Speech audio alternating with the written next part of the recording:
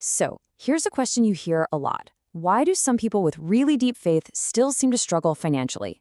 Well, today, we're going to dive into a framework from a sermon that tackles this head on with a spiritual, but also surprisingly practical answer.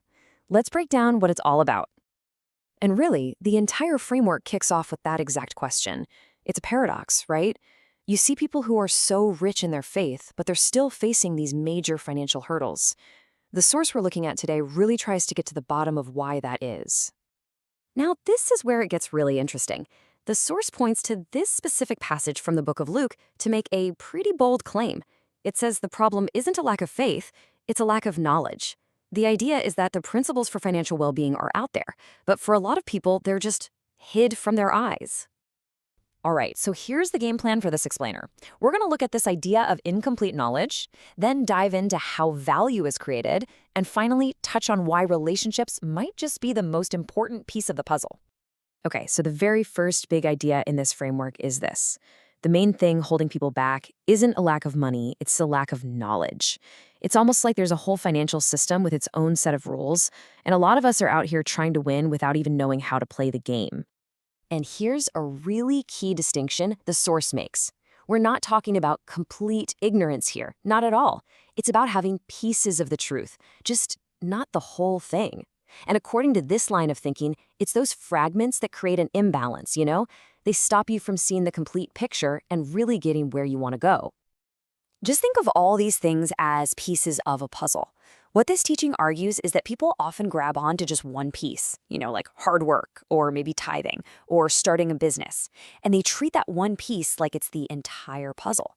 But of course, a single piece is never going to give you the full picture. Okay, so if having that complete knowledge is the foundation, what's next? What do you build on top of it?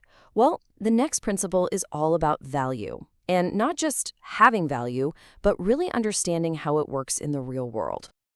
And this is such a powerful idea. It's all about alignment. Let me put it this way. Imagine you're the best umbrella salesman in the world, but you're set up in the middle of a desert. I mean, you've got a valuable product, but if nobody around you actually needs it, that value is pretty much useless. The point is, your skills, your value, it has to solve a real problem for the people around you. So this framework lays out productivity as a really clear 4-step process. It's a journey, right? You start by refining your value, then you package it up into something tangible, like a product or a service. After that, you serve it to the right people, and finally, you deliver it with excellence. It's really all about turning your potential into actual performance. And to really hammer this point home, the source brings up the story of Daniel from the Bible. The key thing about Daniel wasn't just that he was good at his job, interpreting dreams. It was what the text calls his excellent spirit, and that means excellence in everything. His conduct, the way he communicated, his character, that's what made him stand out. That's what brought him before kings. Now, out of all the principles we're talking about today, the source puts the most weight by far on this next one. It's presented as maybe the single most critical factor for your financial well-being. And what is it? It's relationships. In fact, get this, the source makes a pretty stunning claim, estimating that over 65% of financial struggles aren't because of a lack of skill or not working hard enough, it's because of a lack of strategic relationships. I mean, that is a massive statement about the power of human connection. And this next quote just powerfully illustrates the real cost of being isolated. There's this biblical story about a man who was stuck in the same spot for 38 years.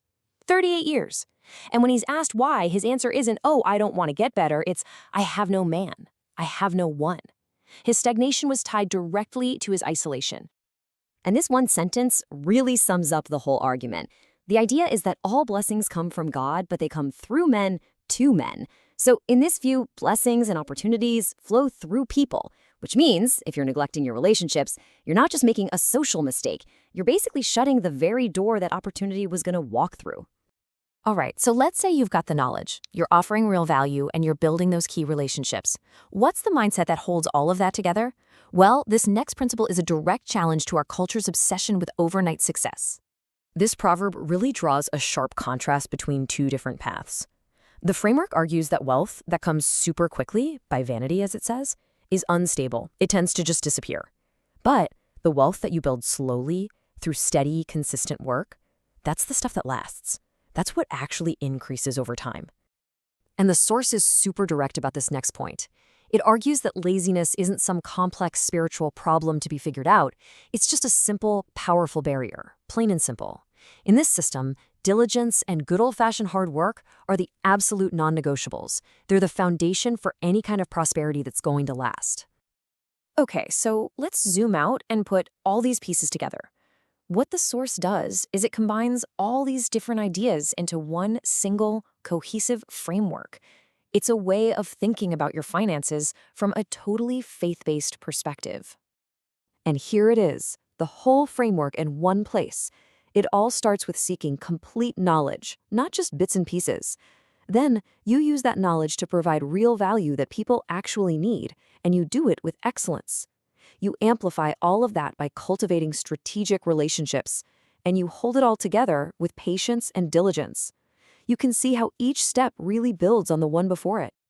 So why does any of this matter? What's the big takeaway here? The source isn't presenting this as some abstract philosophy. It's meant to be a practical system. The final point is really simple. You can't win a game if you don't know the rules.